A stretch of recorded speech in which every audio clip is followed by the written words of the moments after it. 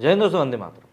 आज के समय में जब हम लोग बात करते हैं कि कितनी ज़्यादा सांप्रदायिकता बढ़ चुकी है, या यूँ कहें कितना ज़्यादा हिंदू मुसलमानों को लेकर झगड़ों की बातें सामने आती रहती हैं, लेकिन बीते समय में कुछ लोग ऐसे भी थे जो कि धर्म से आगे बढ़कर चीज़ों के बारे में सोचते थे। उनके लिए कुछ ज़्यादा बातें मायने नहीं रखती थी, बस ये मायने रखता था कि कहाँ से उनको किस चीज़ की प्रेरणा मिल रही है। और आज इस वीडियो में हम लोग ऐसे ही शख्स के बारे में बात करने वाले हैं जिन्होंने बजरंगबली से ही सब कुछ लिया था और जाते जाते भी उन्हीं को सब कुछ देते हुए चले गए। इनका नाम था संजय खान। क्या कुछ किया इन्होंने, जरा जान लेते हैं इस वीडियो में। अभिनेता संजय खान ने भारतीय मनोरंजन जगत में काम किया। वो बहुत ही ऊंचाई तक पहुंचने वाले शख्सों में से एक थे। भले अपने अभिनय जीवन में वो बड़े भाई फिरोज खान के बरगद सरी की शख्सियत की छाँव में ज़्यादा खिल नहीं पाए, लेकिन हकीकत, दोस्ती, 10 लाख, एक फूल दो माली, इंतकाम, धुंध और मेला सरी की फिल्मों ने उनके काम की भी धूम कम नहीं मचाई। देश में दूरदर्शन आया तो इस पर रामानंद सागर ने रामायण बनाई, B.R. चोपड़ा ने महाभारत बनाई और संजय खान ने बनाया कालजयी धारावाहिक जय हनुमान। जय हनुमान अपने समय का सबसे लोकप्रिय धारावाहिक है। यही नहीं, दूरदर्शन का ये इतना बड़ा कमाऊ पूत बना जिसकी चर्चा उस समय की सूचना और प्रसारण मंत्री सुषमा स्वराज ने संसद में करी। इस धारावाहिक को बनाने के लिए संजय खान ने दिन रात सिर्फ मुहावरे में ही नहीं बल्कि हकीकत में भी एक कर दिया। और जब एक सुबह गायत्री मंत्र धारावाहिक का संवाद बन गया तो इसके निर्देशन के लिए उन्होंने एक रात में ही इसे भी कंठस्थ कर डाला। लोकप्रिय धारावाहिक जय हनुमान का निर्देशन संजय खान ने बाद में अपने सहायक रंजन सिंह को सौंप दिया था। NSD से निकले रंजन और संजय खान की जोड़ी पूरी इंडस्ट्री में मशहूर रही। इस धारावाहिक के बारे में रंजन से चर्चा चली तो यूं लगा कि वो फिर से पुराने दिनों में खो गए।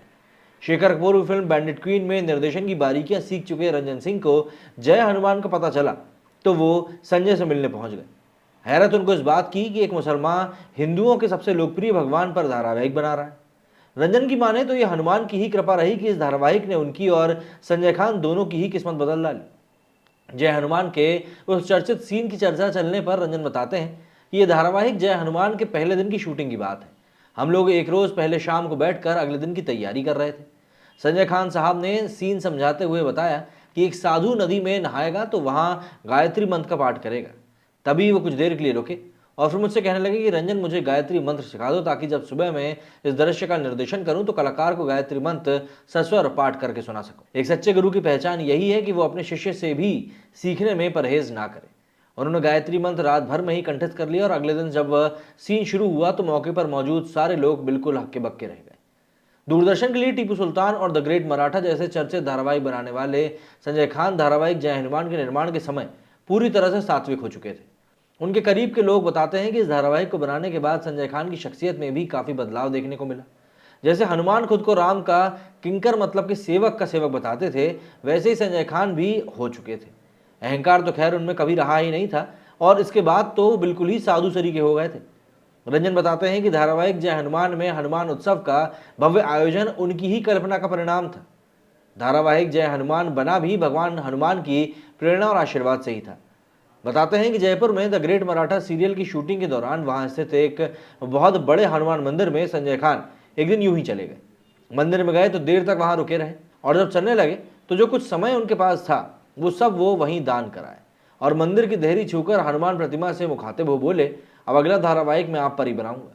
द ग्रेट मराठा की शूटिंग खत्म करके आए और धारावाहिक जय हनुमान पर काम शुरू हो गया। तब तक 52 एपिसोड का धारावाहिक बनना था, लेकिन इसकी लोकप्रियता इतनी बढ़ी कि ये 184 एपिसोड तक चलता गया। संजय खान के धारावाहिक जय हनुमान ने दूरदर्शन पर लोकप्रियता के कई रिकॉर्ड तोड़े। उस समय धारावाहिक की TRP 27 तक पहुंच गई थी। तत्कालीन सूचना और प्रसारण मंत्री सुषमा स्वराज ने संसद में घोषणा करी थी कि दूरदर्शन को सबसे ज्यादा राजस्व देने वाला धारावाहिक जय हनुमान है। कम लोगों को ये पता होगा कि दूरदर्शन को 2 तरह के धारावाहिकों का प्रसारण करता है। एक तो वे जिन्हें दूरदर्शन खुद पैसे देकर बनवाता है और वे एक कमीशन धारावाहिक कहलाते हैं। दूसरे वे जिन्हें बड़े बड़े निर्माता अपने खर्च से न सिर्फ बनाते हैं बल्कि उनके प्रसारण की फीस भी दूरदर्शन को देते हैं। धारावाहिक जय हनुमान का प्रसारण 1 घंटे होता था और उसकी प्रसारण फीस तब 46 लाख रुपए होती थी, लेकिन इस धारावाहिक के प्रसारण के बीच दिखाए जाने वाले विज्ञापनों की आय निर्माता को मिलती थी और संजय खान ने विज्ञापन एक समय पर 1 करोड़ से लेकर 30 लाख रुपए तक का बेचा है। तो आप इसी से अंदाजा लगा सकते हैं कि आखिर इस शो की जो पूरी की पूरी जो कहानियां हैं वो कितनी ज्यादा शानदार है।